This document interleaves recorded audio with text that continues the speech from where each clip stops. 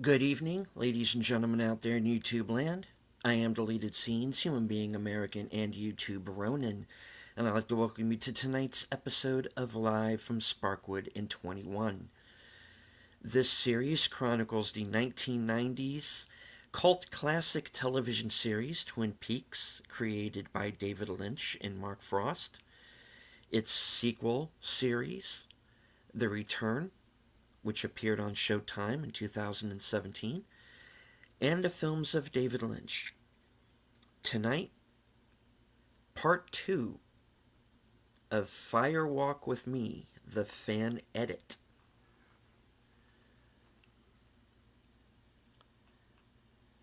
Like to say hello to everyone currently joining us on X. I can't see you, but I know that you're there.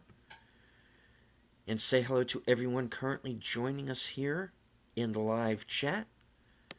Channel member JPRPH1,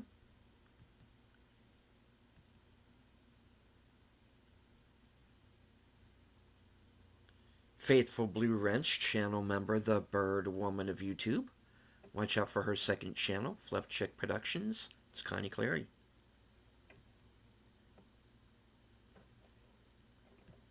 Friend of the channel, Daniel Berry Sports Highlights. Rio Aid Nation Gaming Recap.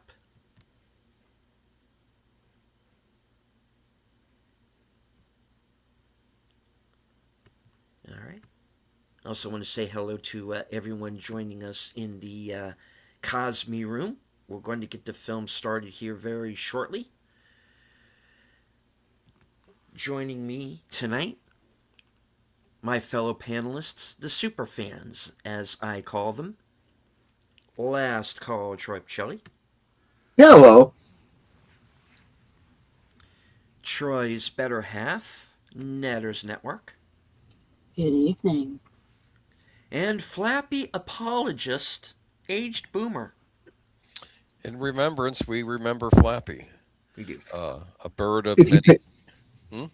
I was going to say, if you pay very close attention to the thumbnail, Aged Boomer is wearing that button in the picture. Yeah, yes, because he's. I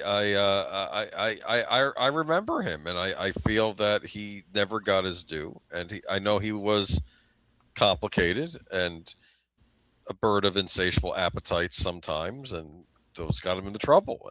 But I don't judge him, and I don't think y'all should judge him either. That's all I'm saying. Rightly so.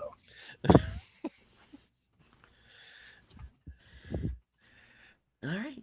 Well,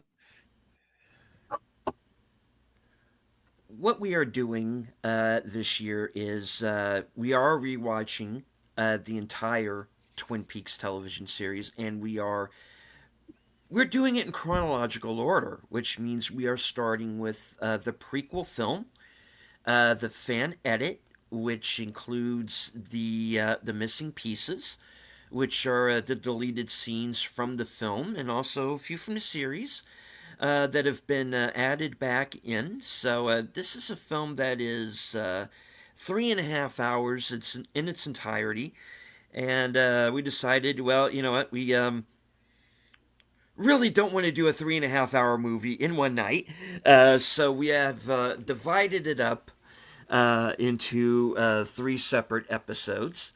So, those of you who are joining us, we are going to be watching from the. Where are we? With the 100 and the 1 hour and 10 minute mark.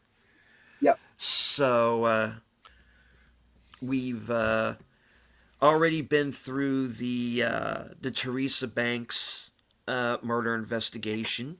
We're introduced to the original case agent, Chester Desmond, played by Chris Isaac, who goes into the town of Deer Meadow, along with his partner, who's Sam Stanley, played by Kiefer Sutherland, in kind of really kind of geeky, not all there mode, and to say the least. And well, they are not exactly met with open arms, let's say, for the, again, putting that mildly. And We are later on introduced to the character of Philip Jeffries, of course, played by David Bowie, who is a man who's kind of out of time. A little timey-wimey. He's one of the characters that I refer to as a Time Lord. Uh, I and learned I learned recently that David Bowie was afraid of Americans because he did a whole music video about it. Yes, he did. And here and there, I don't blame him. Yes, Yeah. especially in certain We've states. Anyway, we got some scary mother effers out there. But yeah, and of course we are. And when Agent Desmond, I think it's pretty safe to say, meets his demise, that's how Agent Cooper becomes involved in the case of Teresa Banks, and then we are moved to the town of Twin Peaks, where of course we meet Laura Palmer, still alive. It starts out a week before her death. In other words, a week before the show starts, and these are, as the subtitle says, her final days. So, all right, Yep. and that's where we are. I'm ready to start when you are. Okay, so if everybody is ready and has joined us in Cosme, we will start tonight's portion of the film in 5, 4, 3, 2, 1, go. So here's the interesting thing. We are, to the best of our ability, doing this in chronological order. However, interestingly, this movie isn't 100% in chronological order. So we've already seen the investigation of Teresa Banks' murder, but in a little bit, we're going to get a flashback to I can't remember if it's this week or next week. We'll be seeing that back to basically what led to her death. Mm-hmm. so is this Laura's room? This is Laura's room. This is her diary that she is going to come to realize. And I'm not afraid of spoilers. Remember, as we're going through this is the second time we're going through. So I'm assuming we've all seen it. And so we're going to talk as though knowing what we know now. And she's discovering right now that someone has been getting a hold of her diary. It's not as secret as she thought it was. At least 3 pages are missing. Mm-hmm. Now, keep in mind, this is the same diary that we have had access to. It was written by Jennifer Lynch.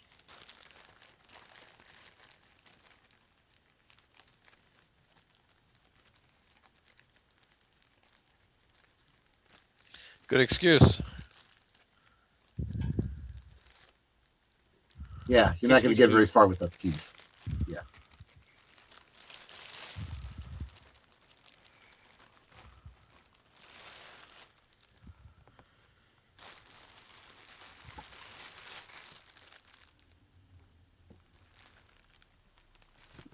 Yeah. So get started. Go to the room, she'll see the ashtray on her bed. Right.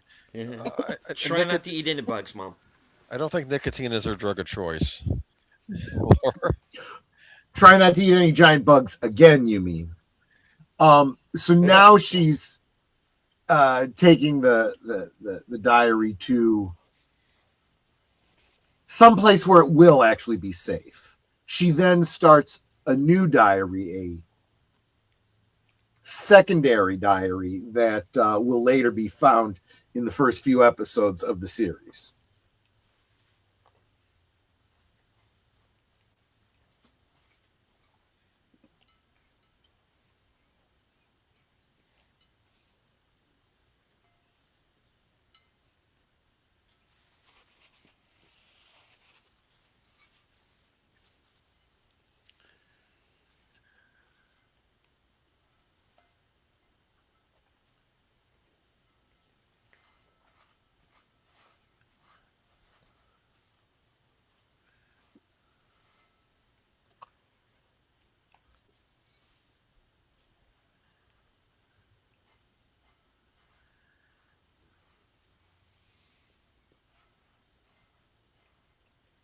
See, this is if you see it from his point of view,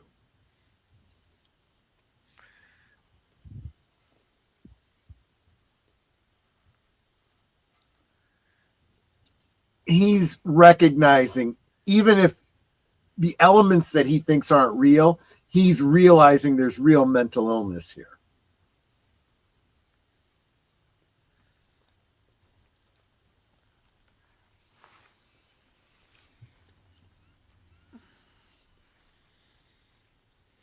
So we've already established that, and see, this is one of the things that I point to when I say David Lynch literally tells you sometimes directly what he's doing. It's not as ambiguous as you sometimes think it is. She literally said that Bob said he wants to become her. He wants her to be his new host. And she literally makes a decision in her last moments to make sure that would never happen. Hey, Enigma, good to see you, man. I'm curious about something. Oh, hear my voice. Okay. Does Laura write things down in her diary because she's afraid she's going to forget things? Well, it depends on what aspect, what way you're looking at it from. If you look at it from the exegetic perspective, from our perspective, she's doing it so that we have something to read to get insight into her that we wouldn't have otherwise. It's the narrative reason it exists. Within her own character, why she writes it, there is this element that he just said, where he says Bob isn't real. She wrestled with that for a while. Bob isn't real. He is real. There is a supernatural element to it. Who is Bob? Who is Bob really? Sometimes writing it out helps her to try and work through her own thoughts. I see.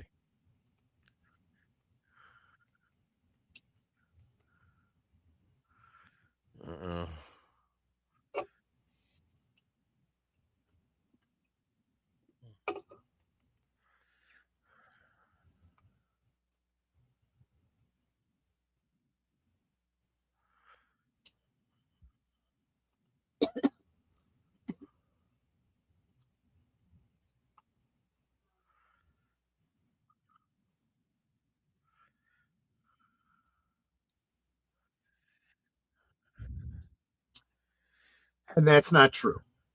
That is absolutely not true, which you will see later,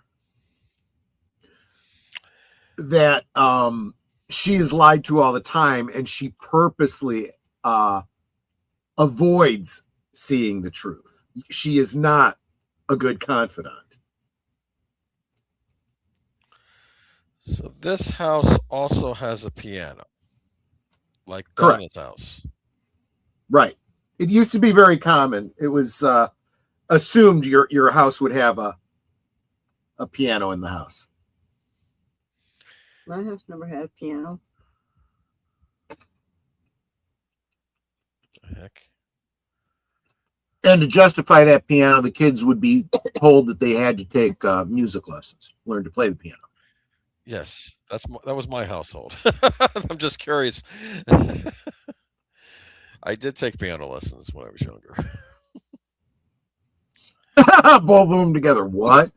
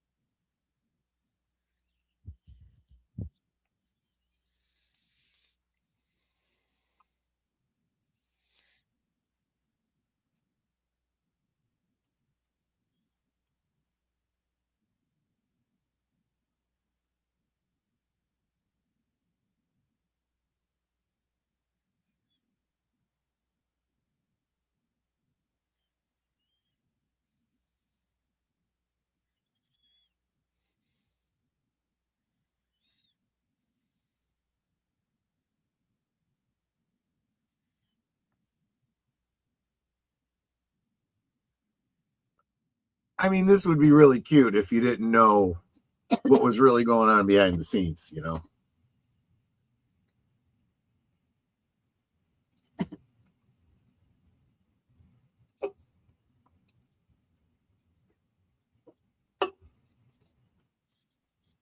Mm.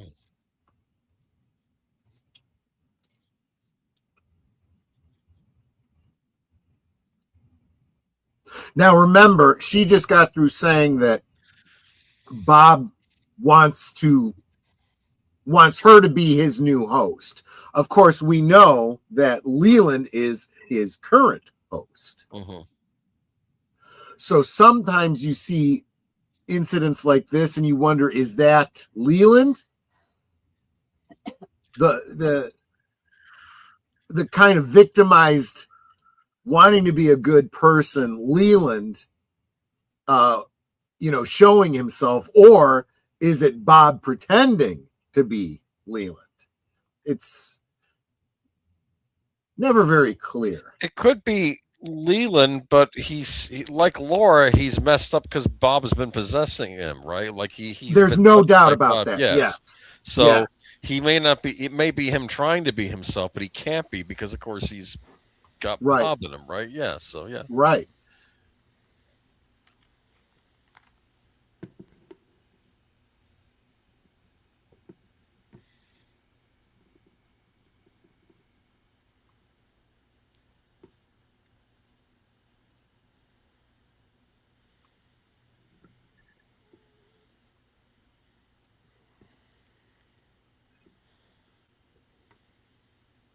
Laura gets addicted to drugs because she uses it as an escape and a coping mechanism, self-medication, but it's not like she's got a lot of money.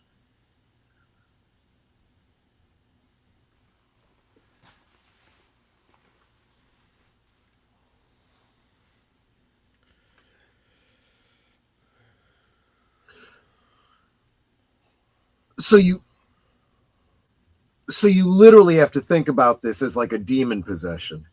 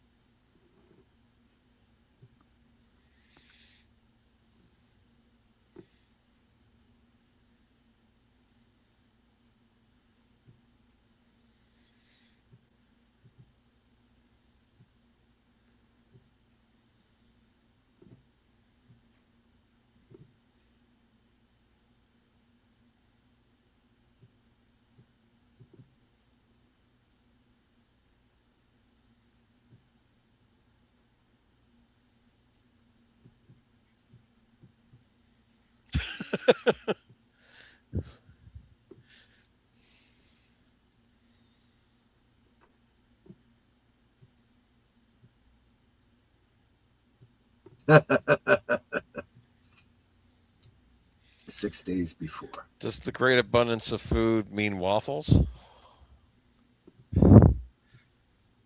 It's the Meals on Wheels, so I don't know what meal is being served. It's giving me that cream corn crap. Requested no creamed corn. Armanbosia.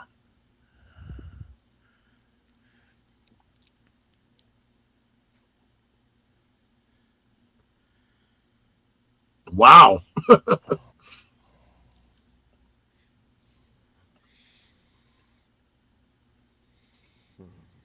So the booth that had the color picture, so I guess it's the third booth, maybe? Uh-huh. That's where Troy and I sat and had pie. Yep. Do you think Norma bought an inordinate amount of cream corn and she couldn't serve it at the restaurant because people hated it, so she gave it on Meals on Wheels as a side to get rid of it? I can imagine that, sure. The Chalfonts. Mm-hmm. I ain't going over there. I love waffle. Enigma says, I love Waffle Houses because of the free coffee refills. They have a good pecan waffle at Waffle House. I haven't been there in ages though.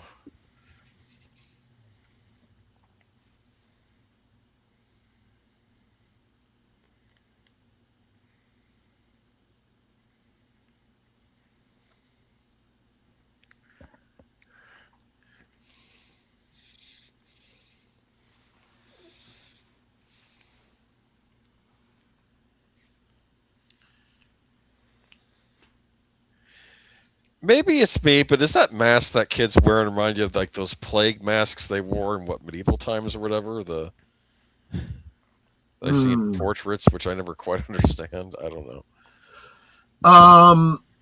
Could be. I could explain the plague mask to you. It was believed that the plague was carried by bad odors, body odor, feces, and so forth. So they would wear these leather masks, and they would stuff flowers into the beak of it, so that you were smelling the sweet smell of the flowers. And they thought of it as a kind of gas mask. It didn't really work, but that's what they... There's a logic to it, but yeah, you're right. It doesn't work based on what we know about science. But yeah, I can see why at the time they might have thought that was where the problem based on the concept of bad air. Yeah. And if you think about it, they were close. They were close. Yeah. Because what it really was an airborne bacteria. They just didn't quite know how it worked yet. Exactly. Yeah. Okay. Well, yeah.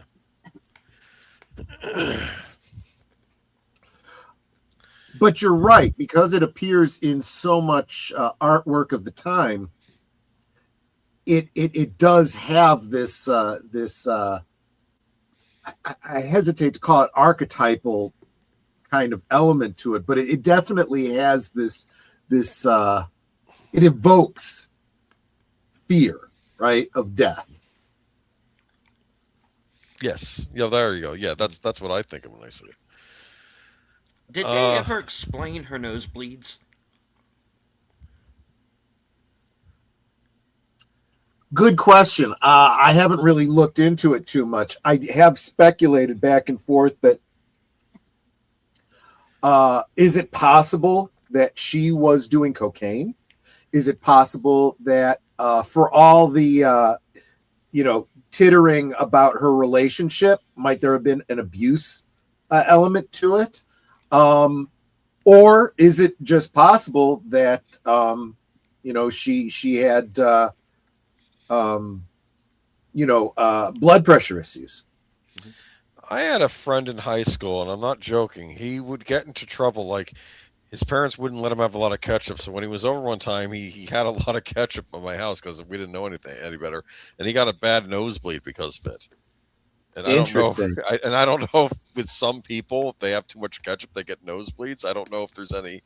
As a kid, that's just how I saw it. I don't know if there's any. I mean, what's in ketchup that would cause a nosebleed? Tomatoes, maybe it's an allergic reaction. Maybe that's what it is. Maybe. He liked it, but he really wasn't allowed to have a lot of it. Plus, he would overindulge on it anyway. I mean, I like ketchup, but I don't overindulge. I have like a little bit, just enough. But okay, so she was talking to the Chalfants, who warned her. Basically, Bob is looking for your diary right now, and told her specifically where he was. So she knows somebody is in the house. Now, were they physically there to be seen by other people, or was this just a vision she had because she's in touch with these supernatural elements, including these denizens of the lodges? I like that pan past the bottom of the bed. Because again, that's how Sarah saw Bob. So when she saw him, she saw Bob. Flipping me out. Freaking me out. I mean, this is like something out of The Grudge. Right. Because The Grudge is... The whole point about The Grudge is the Grudge house is supposed to look like a normal modern Japanese house. It's not like some old creepy house. That's the same thing with Laura's house. This doesn't look like a haunted house. Exactly right. Yeah. Exactly right.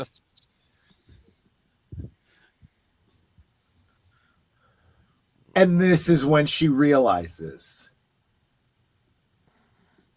She literally realizes that her father is Bob. And all the implications that go with that.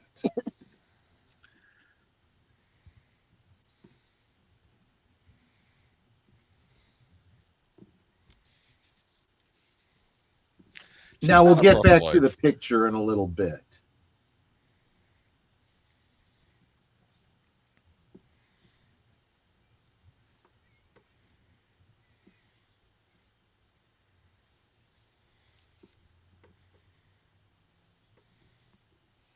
I like her ring. I gotta say, I like her more than I like Lara Flynn Boyle when you get right down to it. She's a good actress. Like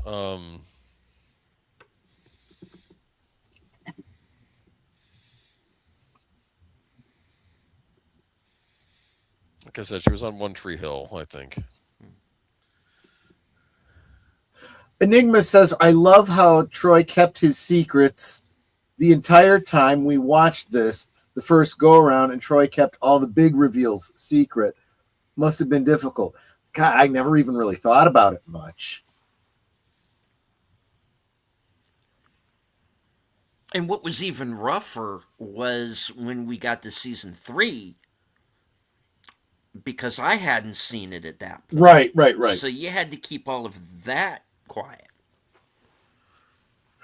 Honestly, though, keeping season 3 secret was a little easier because I honestly haven't,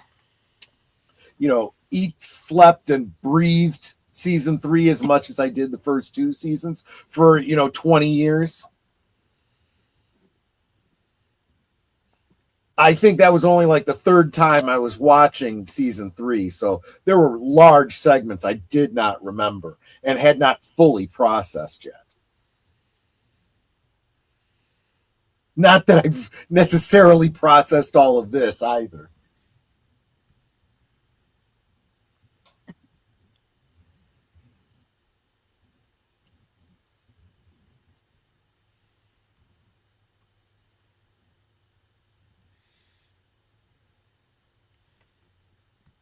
So a lot of people have pointed out that there's so much that you can see in Laura as her.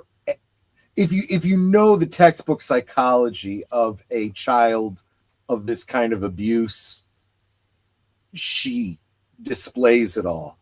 But they layer the repressed memories and so on and so forth with this supernatural element. So up to a certain point, you could almost say, well, none of that supernatural stuff is real. That's just, her interpretation of it. That doesn't quite work as you get farther into Twin Peaks, but I can understand it.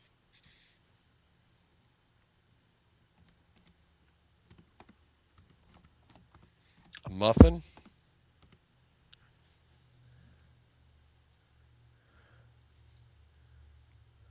Oh, now that line makes sense.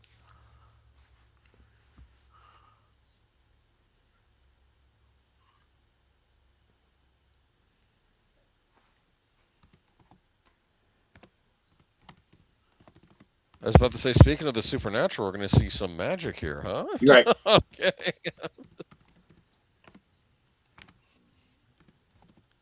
Well, Sparkwood 21 is a very special place.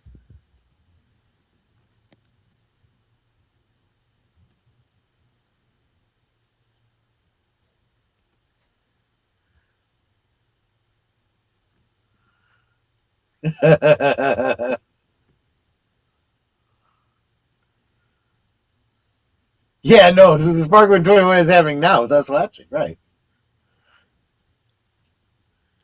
Well, I get the whole you're not smoking in my home thing because I never allowed people smoke in our house. Yeah. Troy and I are both not smokers. I don't want my house smelling like that. It's like you can go out on the porch or you can go in the garage if it's like inclement weather, but you're not doing it in my house. I do get the impression that that Doc Hayward knows. He doesn't know what's going on with Laura, but he knows something is, and that she needs someplace where she can. Someplace secure. Yes.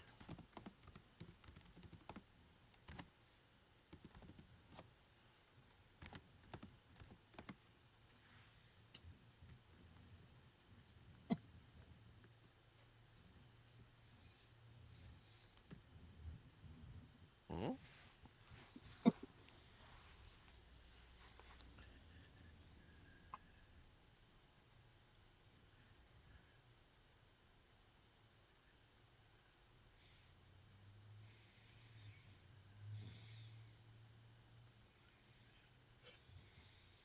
Just literally foreshadowing the last scene of this movie. Yes. I don't know if you can even call it foreshadowing. He's literally telling you how the movie's gonna end.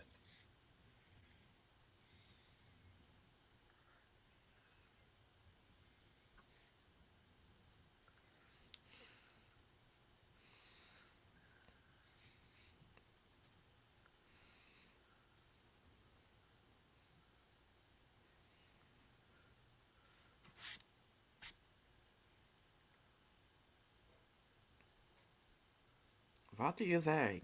Oh, wait. No, let's not go there.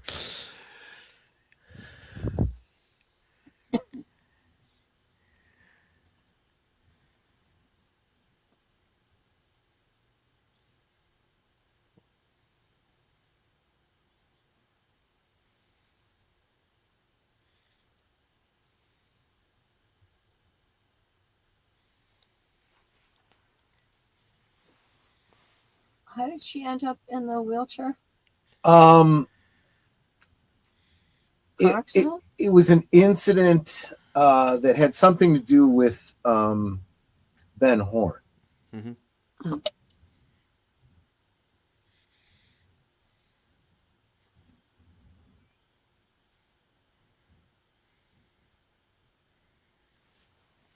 Not really. Oh, that's nothing. If Alicia Witt is her sister, that means Nicolas Cage is in the basement.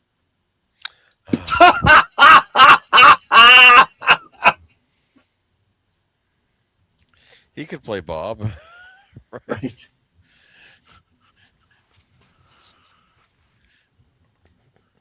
That's right. We don't see her sisters at all in this.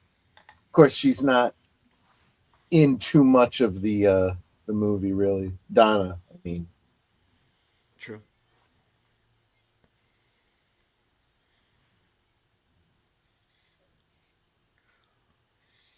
She's the what? Muffin. Oh.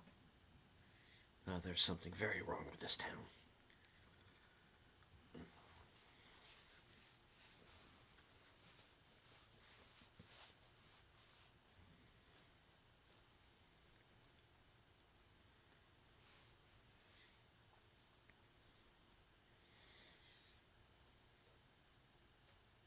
Okay, so a very different tone than the previous time they were at this table.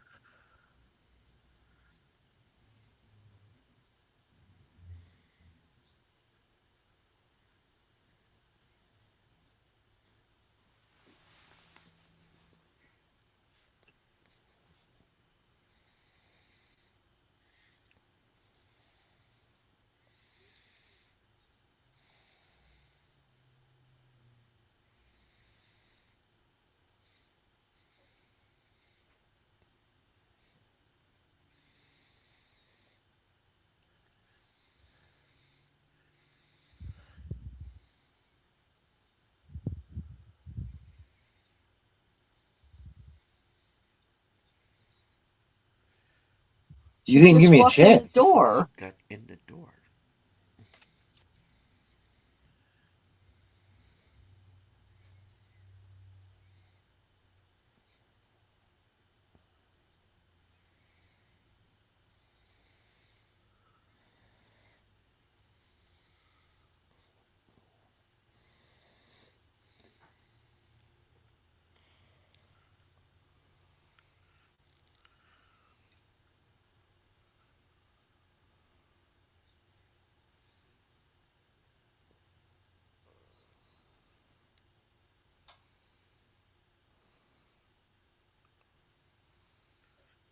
It's weird. Yep.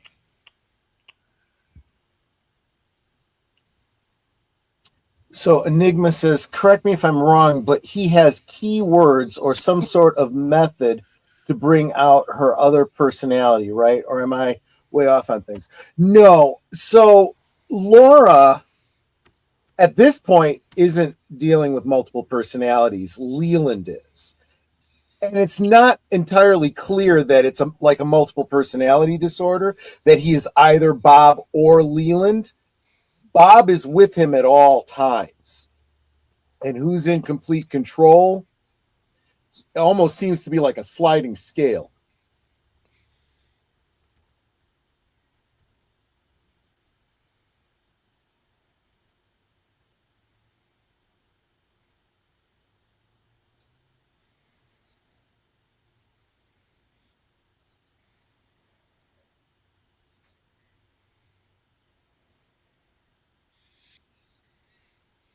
Mm.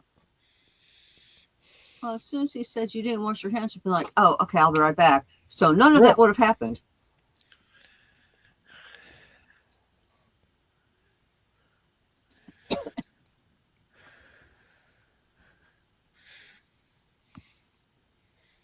It's like Mommy Dearest times 1,000. Yeah. Now, again, this is something I forgot the first couple times through that I'd seen this. This is the first time she's seeing Leland since she's realized Leland is Bob. Oh, right. Yeah, see what I mean? And especially right now, Leland really is Bob. Now, I think sometimes you could tell just by the look on his face. Yeah. Because he really is a good actor. And then he has that look right after, like, what happened? Yeah. What did I do? Like, because, yeah, every now and again, he comes out and he's like, no, I don't want to do this. Don't make me do this.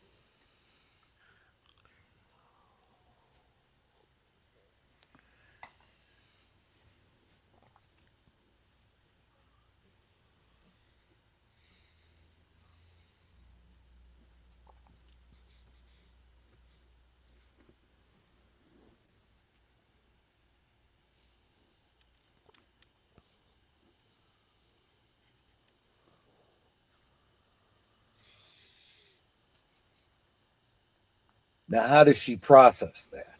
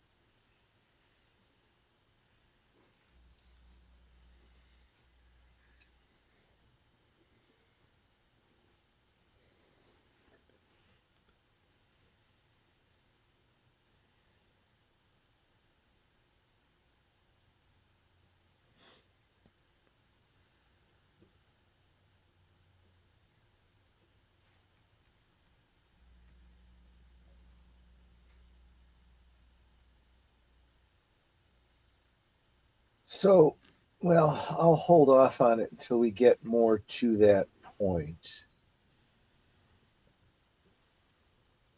This picture that was given to her by the Chowpans, it becomes the focus of the dream she's about to have. And it represents literally walking through a door. The crossing between the real world and the lodges, or this world and the next world, or whatever her journey is.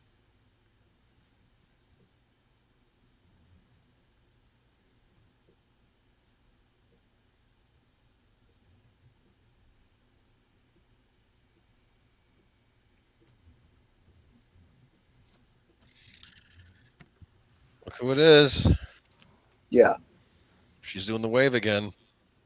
Well, of course, she is like her guide on this bit of a journey, this jaunt.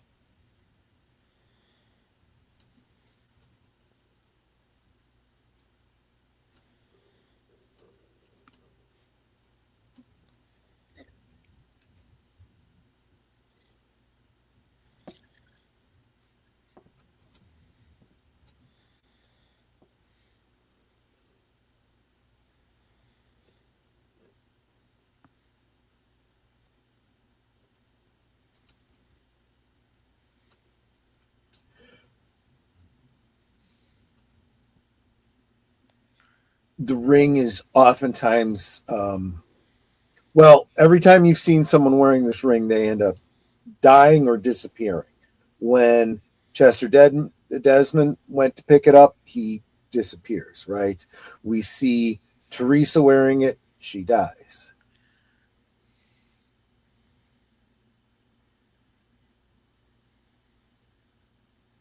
Mr. Anderson.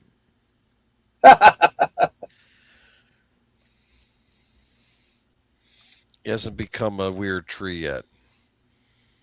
Right. That's right. His name is Anderson. Yeah.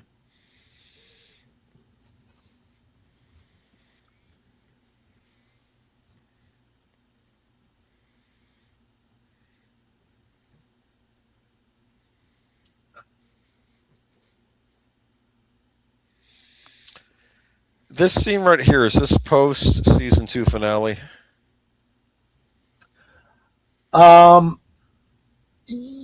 Yes, but remember, this is all taking place out of time.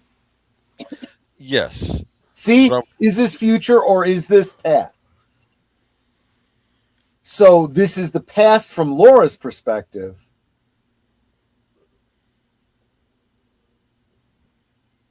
But these events don't happen for him until he's come to investigate her murder.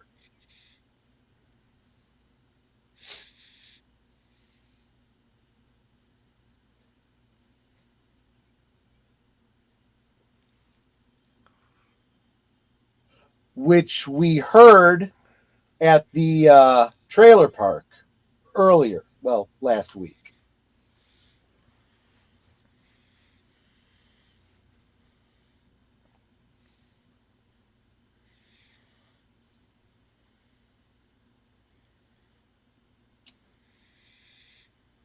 That's actually not a bad way to look at it, Enigma.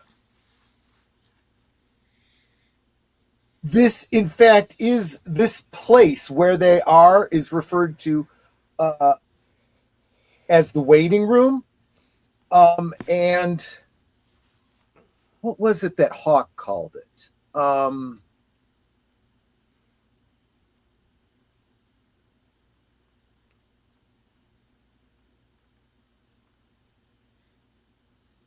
See, and that plays in so well to Queen of Hearts, right? Like he's already made a loop through. He knows what's happening and is trying to warn her. mm-hmm.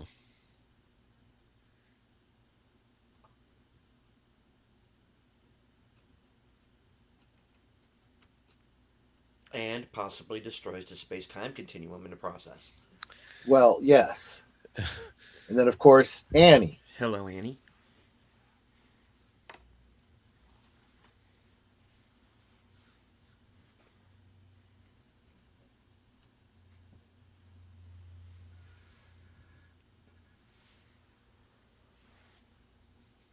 I want to take a clip of this scene and put it next to the corresponding scene in Queen of Hearts because so it's done so well with the room looking so much the same.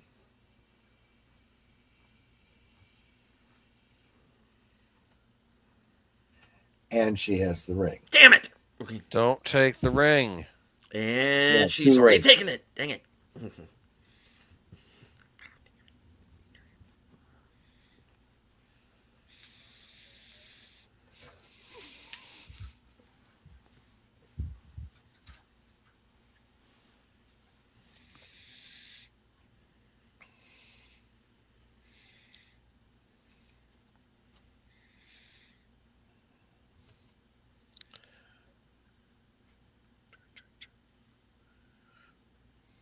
Okay, I'm sorry, Enigma. That's a reference I don't get because I don't know many Matthew McConaughey films. That's Interstellar. Oh, okay. Haven't seen it. You haven't seen Interstellar?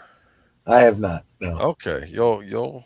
Oh, I'm not going to say anything. You should check it out one day. No, I know that it has to do with timey wiminess because of Yes, gravitational effects around a black hole. it's very interesting. It's how it portrays planets is interesting too. I'm not going to say anything more. Mm-hmm. Mm-hmm.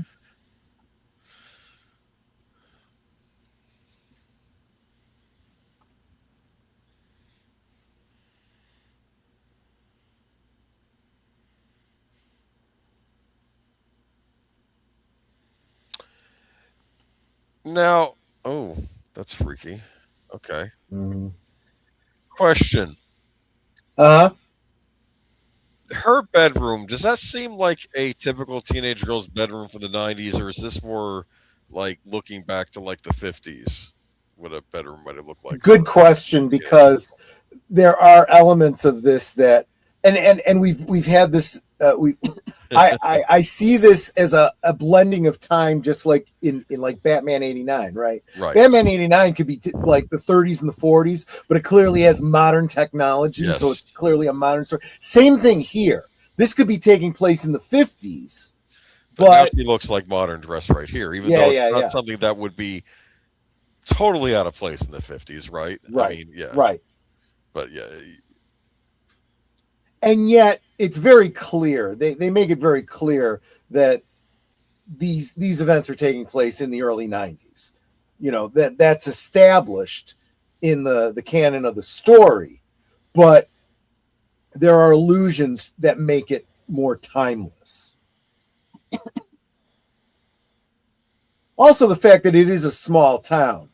Small towns tend to age, so to speak, slower than big cities do. Would it be correct to assume that Bob wants the room to be as her room is made up? Because I would think her life and organization is somewhat dictated by Bob. That's a possibility. Uh, and of course, her father would have control over that.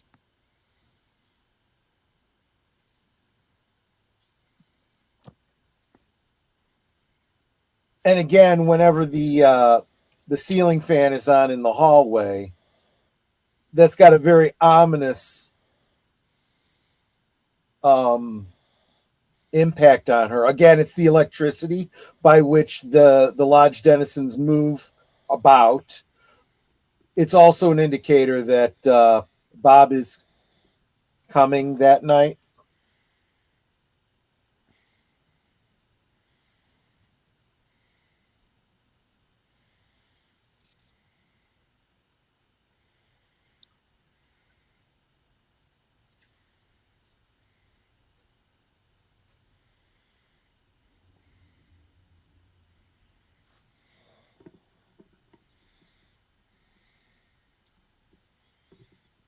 That is incredibly creepy.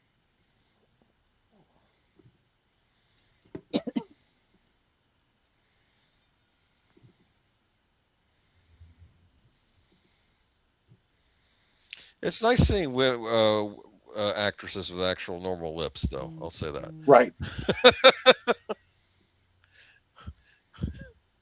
Yeah, nowadays they all look like they got beat up Yes. or stung by a bee on the mouth. Yes. And why they think that's attractive, I'll never know. I don't know what goes on in the heads of people in Hollywood. Was her hair actually that color, or did she dye it? Or hair? Cheryl Lee's? The blonde. Yeah, it's not that blonde. Yeah, she lightened it.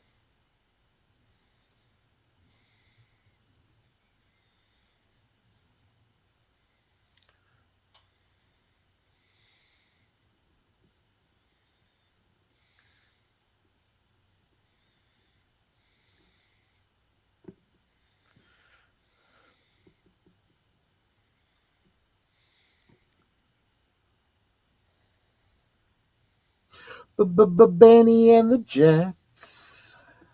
Question. Uh-huh. Their house, is this a house that's being renovated or is it a house that's being built? Renovated. Okay, that explains why there's Well, wallpaper. either renovated or repaired. Because why would you have the wallpaper up if you were building? Right.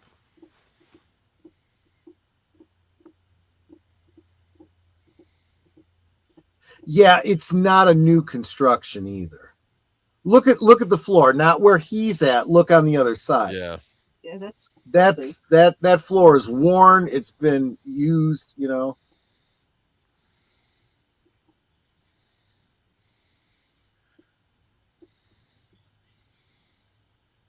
Yikes.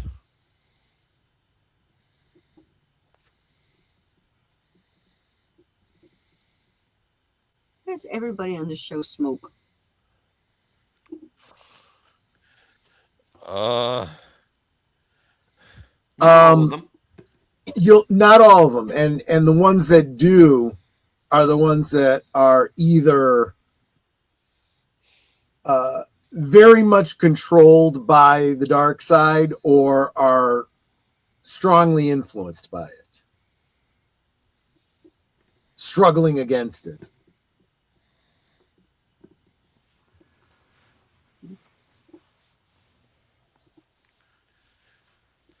That's what I was thinking, because she responded to the fan, but also the cleansing or washing of the hands, meaning Bob had guilt on his hands. I was just thinking outside. Well, the other thing, too, is he specifically draws attention to the ring finger of her left hand, which, after she's killed, is where the letter is inserted by Bob that is found in her autopsy. How dare you call me at the spot I am at? We have arrangements to speak at phoneless, at phone less accessible. Yeah, exactly. Now, Leland called out the fact that she was wearing the half heart necklace, and she's now wearing it again very, very prominently, right? The other James has the other half of it, and eventually, after Laura dies and that pendant becomes a piece of evidence, Donna takes it to James so that they could hide it. They're trying to hide the fact she had a relationship with James because that makes him a suspect. Laura seems to want to keep it a secret as well because she doesn't want Bobby to know that she's seeing James. She doesn't want her father to know she's seeing James. So why does she wear it so everyone can see it? She's being defiant.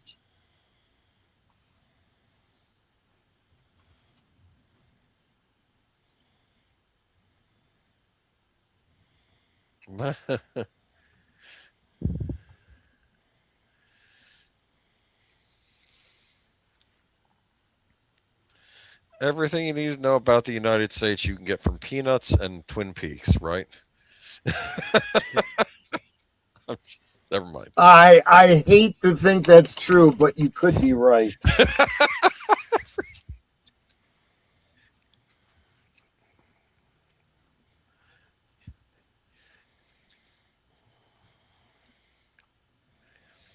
The Bang Bang Bar. Roadhouse. Is that a stray dog running across the street right there? Presumably. Well, the black dog runs at night. That's true.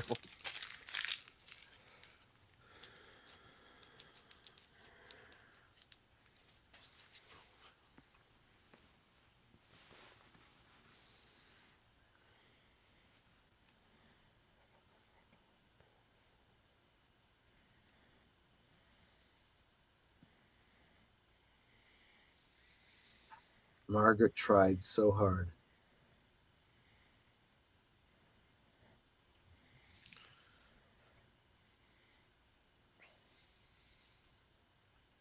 Catchphrase copyrighted Margaret Landerman, 1990. Right, exactly.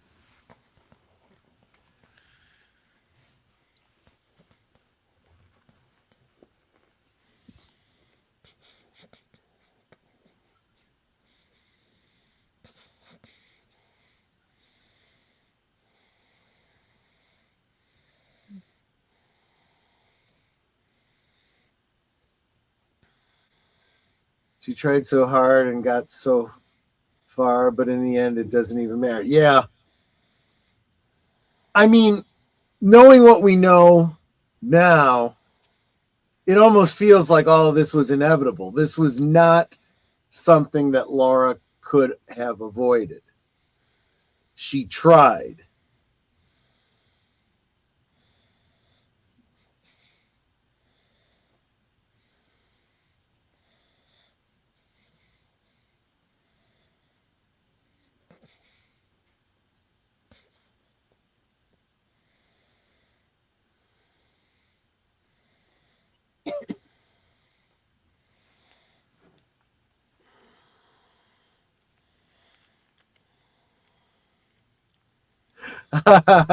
He's remembering the third season. Oh no, this is where we had these weird endings. Say it isn't the ending. I remember these weird endings with songs. Yeah, no, we didn't end this one here.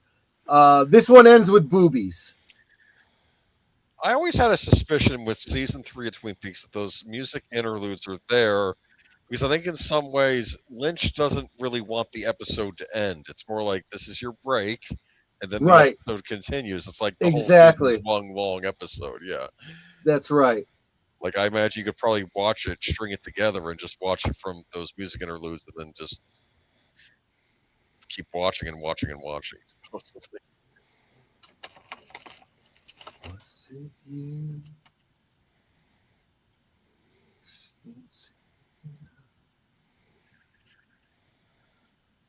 And She didn't want Donna to be there, right? Is that right. the impression there? Yeah. And this will come up a couple times in this in what's happening here, where it seems clear she wants to protect Donna. Donna is the innocent that Laura used to be.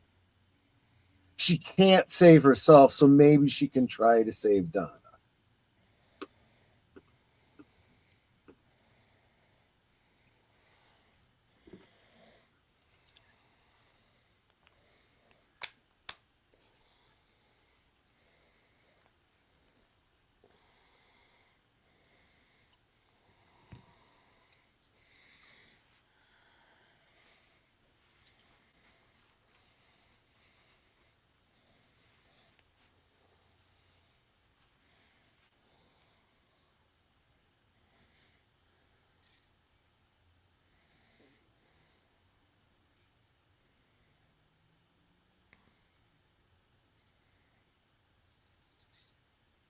I refuse to answer on grounds that might incriminate me.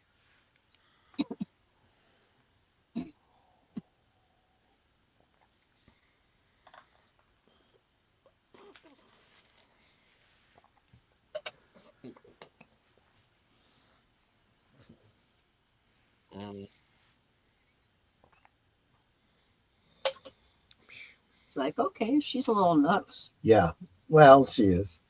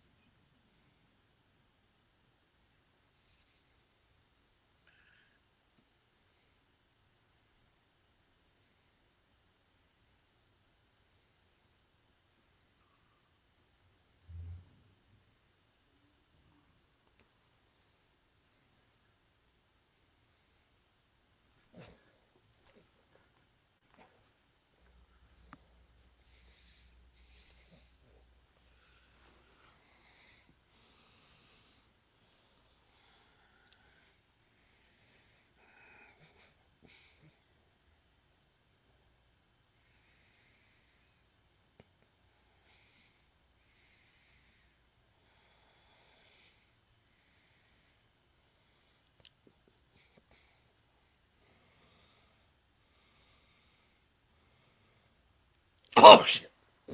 Yeah.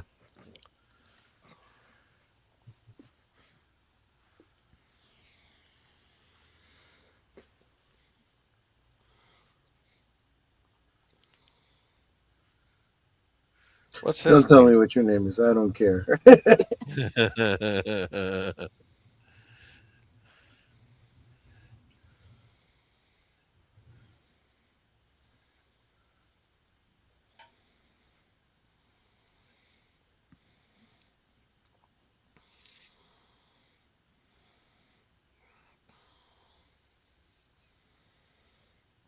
It was dark. Yep.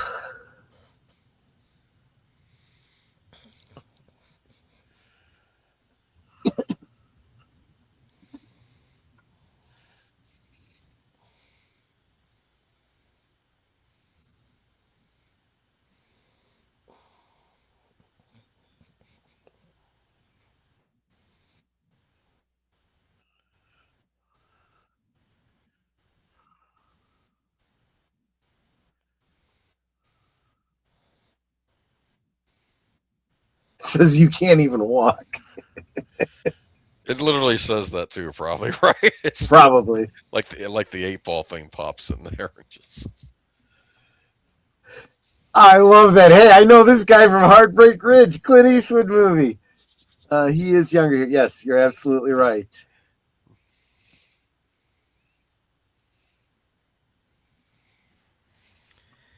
Yeah, kind of retired from acting and got out of Hollywood. Yeah, he Uh, did. came back for came back into return for David and took off again. he used to crop up in movies all the time, though. Oh yeah, Mm-hmm. He was in License to Kill. yep. James Bond fed him to a shark. Yes, As I yes, he did. recall.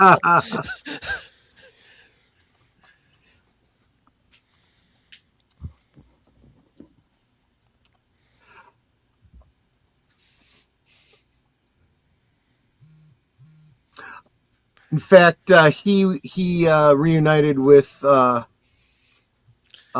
Wendy Robbie in what was it? People Under the People Stairs. Under the Stairs. Yeah, Yeah. I like Wes that Craven movie. film. It's a very good Wes Craven film. I like that one.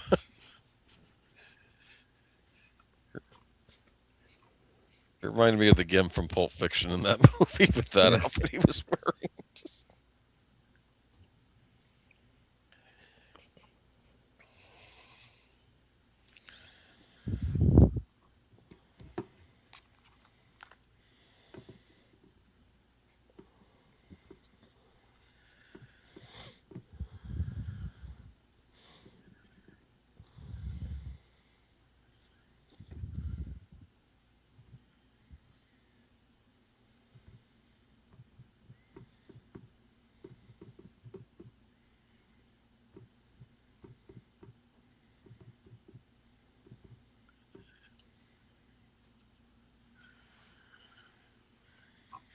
Oh, he says he knows this guy from Heartbreak Ridge, Clint Eastwood movie. He's Yep. younger here. Yeah, Okay. yeah, yeah, yeah. Mm-hmm.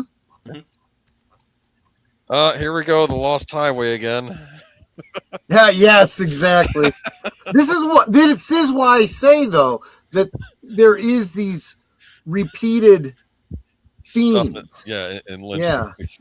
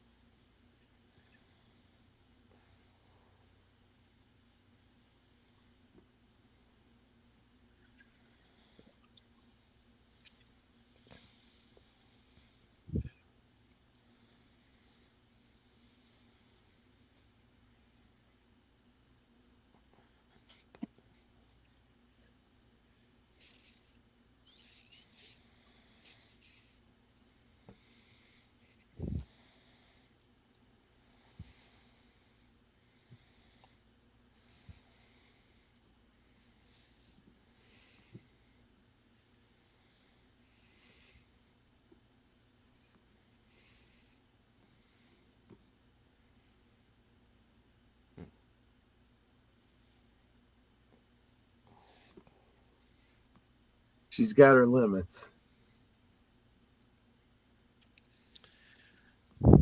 Don't be a flatliner, Donna. Look at it this way, more for you. No, no, no. She was not flatliners.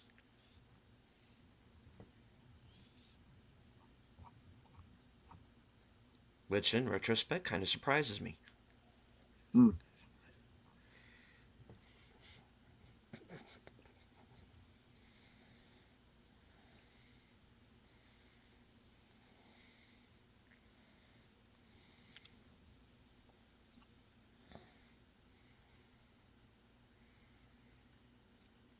We're moving Mr. Corpy's house now.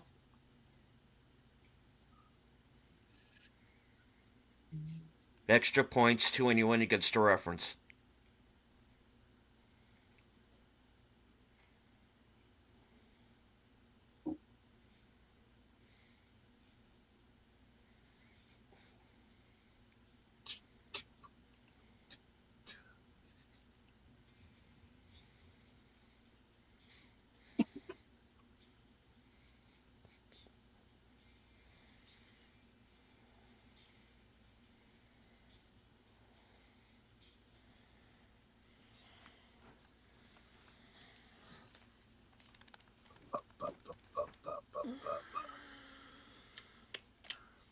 Welcome to Canada. And boobs, apparently. Well, those are the Twin Peaks.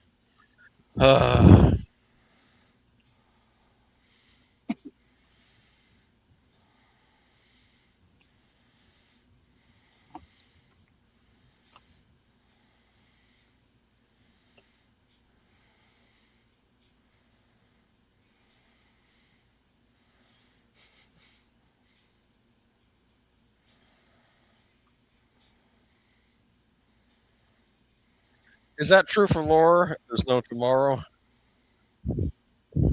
Hmm.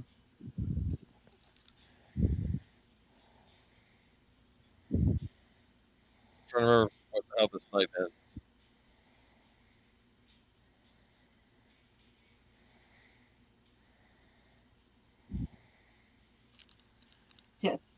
They have to have subtitles because you can't understand Yeah. them otherwise. Yeah.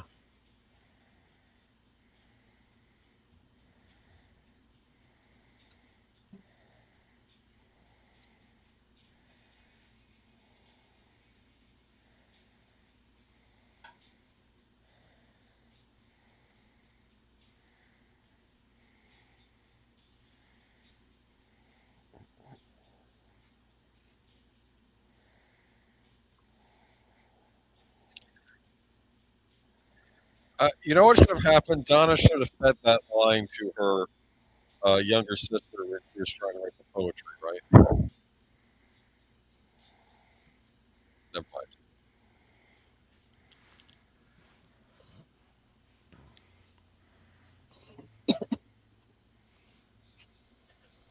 So my original theory so long ago, but Twin Peaks exemplifies the two dimensions which are always being traveled between, and the waiting room or time between time is in between the two Twin Peaks. That is how my brain applies it. I don't think you're far off. I'm there may be more to it than that. There is talk of both a Black Lodge and a White Lodge. The waiting room being between them.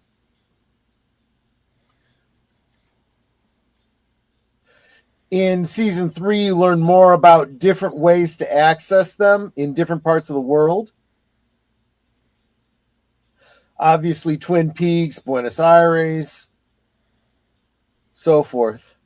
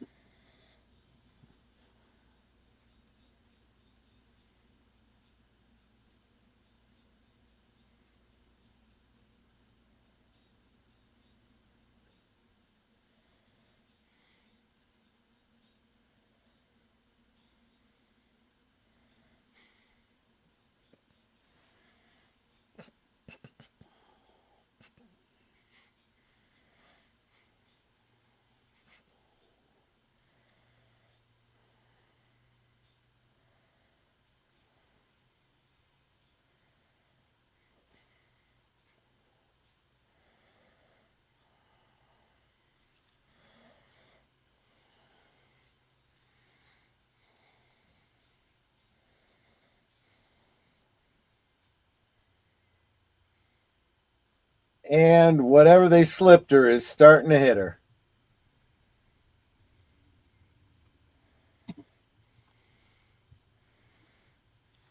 Probably Rohypnol.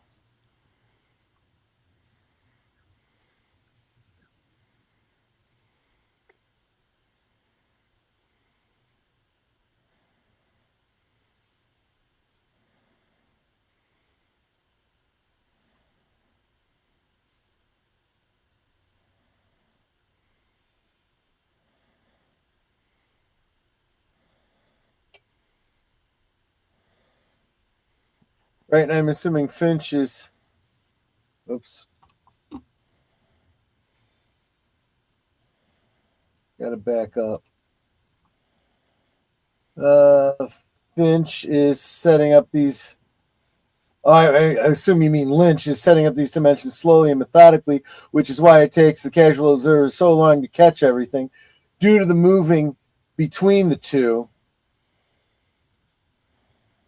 as well as the personalities of the characters. Not only that, but by the time we get to season 3, and you're getting a little bit of it here, but definitely by season 3, you realize there's some time travel involved.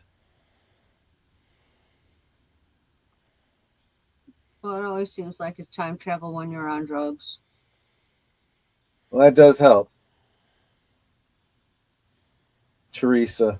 Yep.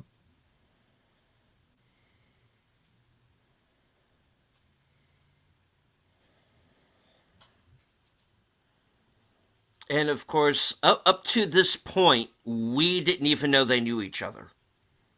Right. So now it's like, okay, what does that mean?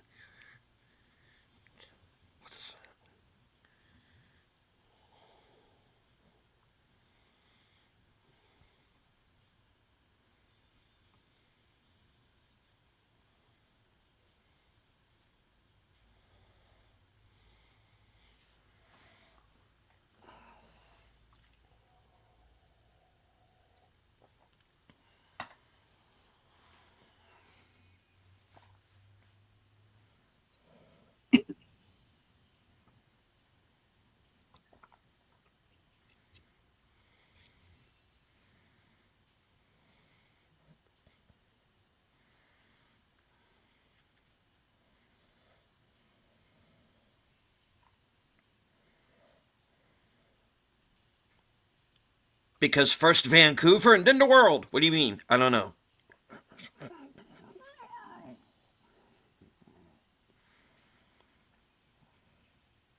Here we go again.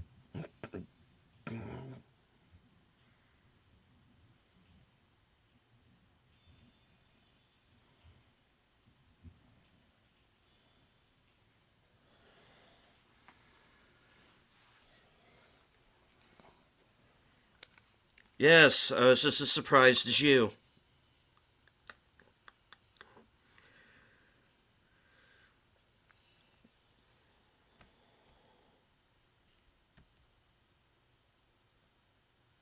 Yes, because if we want to talk about false witness statements, let's talk about Miss Hayward Yeah. for a minute, shall we?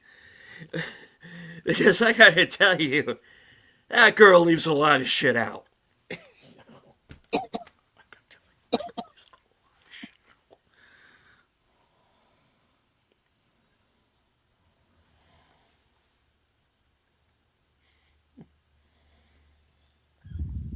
By this point, she's so roofied, she has no idea what's going on.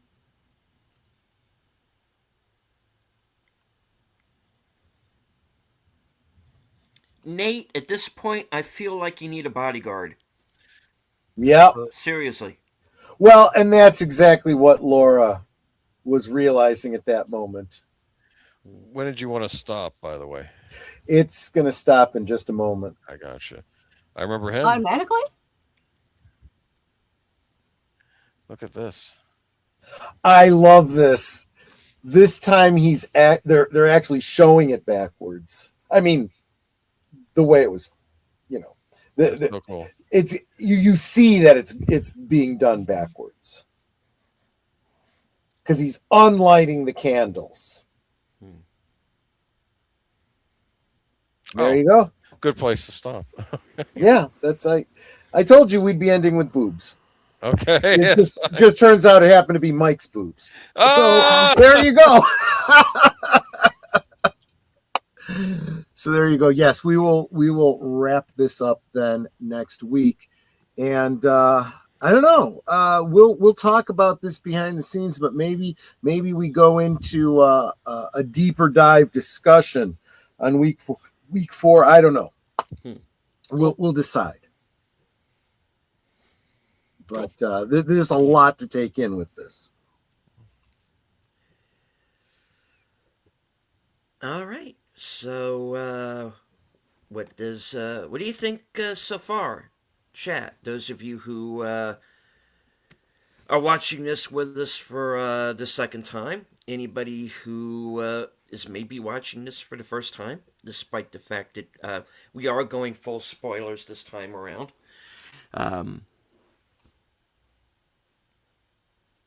Thoughts, theories, hey, let us know in the comment section, because that's why it's there.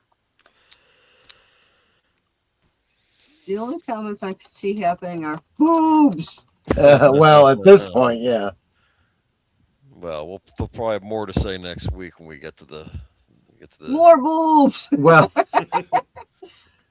when we get to see the full frontal on Jacques Renault. I'm kidding.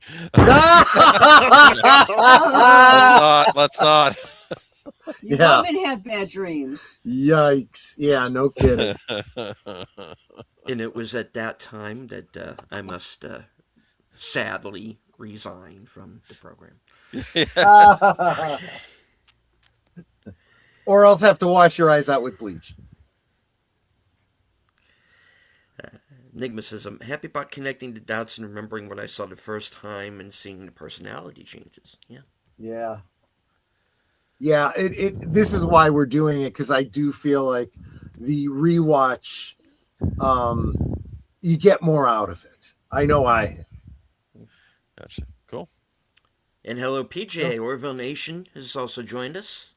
Hey, PJ. Good to see you. Good to see you, my friend. Hashtag Together We Grow. Indeed. Cool. Absolutely. All right. Well, we do have another program to get to.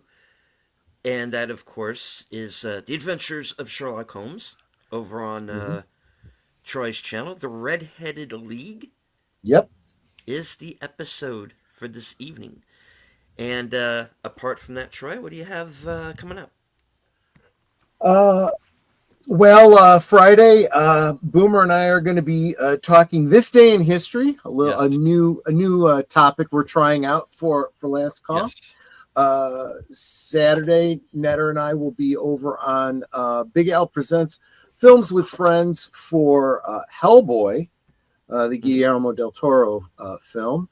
And let's see. Well, of course, Sunday, Geezers, of course. This geezer will tell you more about that. And but before that, on Sunday, I will be over on Real Wade Nation Gaming Clips on the Green Machine, doing a rewatch of Tron Ares. Not rewatch for me. I've never seen it before. So we'll see. We will hear what I your think review of it. Yeah. Oh, probably. Yes, exactly. So there you go. Okay. Netter. Let's see. Well, after this, of course, I'll be co-hosting with Troy on Sherlock Holmes. And if you stay right where you're at, you will be automatically redirected to Sherlock Holmes. Let's see. Thursday, my special guest will be Storyman Jack. He took care of his family emergency, and so he's going to be coming back this week to pick up where we left off, which was, basically talking about him the last time he was on and all the new stuff that he's been up to. He has written a new book, and I'm eager to hear about it.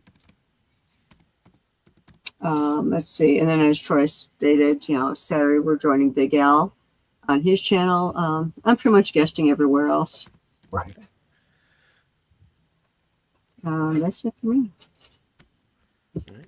Boomer. Nothing. Oh shit! And- Sorry, I'm What? sorry. I accidentally yeeted you. Oh, Try that again. Take two. I'm I'm sorry. just gonna keep it brief. Tune in 9 p.m. on Sunday Eastern Standard Time for Geeky Geezers. We'll be discussing the return of the Muppet Show and the return of Faces of Death, among other things. There you go. Oh, right on. These days, they're basically the same thing. Jeez. All right. That leads things on over to me. As of right now, nothing planned tomorrow because I am going to the 4K restoration of John Woo's Hard Boiled before it leaves theaters. Thursday, I will be joining Outlaw Bill for Action Theater. That'll be at 4:30 p.m. Thursday, following and later that night, following Thursday Things, will be my program, Coming Attractions. We get to find out what I'm going to be up to for the next week, up to and including my appearance, along with Troy and Netter on Al's channel for Hellboy, Saturday night. Sunday, I don't know if I'm going on with unscripted or not because it's Super Bowl. I might do some counter programming. I don't know. Stay tuned. I haven't decided yet, but I'll let everybody know. But reserved seats will go as usual. Guest to be determined. And let's see. Monday's going to be another mystery movie night. So weather permitting, this whole weekend is basically going to be weather permitting for me because the snow that we were expecting, that everybody else got last weekend, my area might get this weekend. So we'll see. Yeah, We love to share. indeed. So And I'm going to go ahead and drop because I'm going to get over to my stream. So you guys take care. right. Catch you later. See you there. And Good see you night. there. And let's see. So Tuesday will be the plan is to have the mystery movie night once again at 7 p.m. and then join us right back here, same bat time, same bat channel for part 3 of the fan edit of Firewalk with Me. Cool. I'll see you then. Indeed. See you then. All right. So I'd like to thank everybody who joined us on X and here in the live chat. Thank you once again, of course, Troy Nutter, Boomer, from HQ, the corner of Sparkwood and 21, and all points north, south, east, west, and beyond. Good night, take care, stay strong, be safe and healthy, because this is how we win.